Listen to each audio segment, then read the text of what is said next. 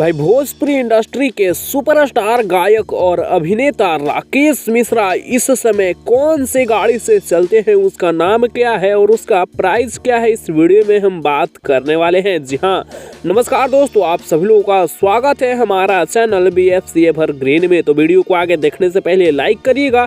अगर आप हमारे चैनल पे नए हैं तो नीचे लाल कलर का बटन दिख रहा होगा, उसे दबाइए और चैनल को से जुड़ जाइए।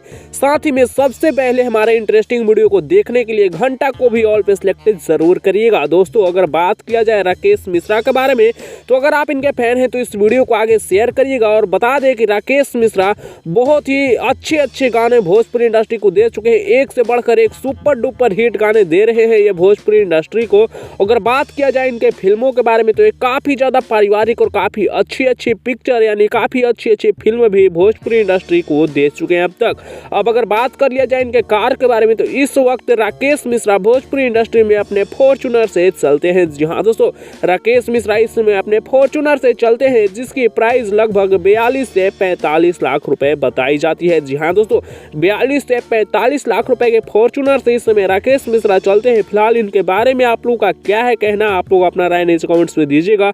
और इनका कौन सा गाना और कौन सा फिल्म आप लोगों का फेवरेट है, आप लोग अपना राय नीचे कमेंट्स में बताना ना भूलिएगा। सो मैं इस वीडियो को यहीं पर खत्म कर रहा हूँ। वीडियो कैसा लगा नीचे कमेंट्स में बताइएगा।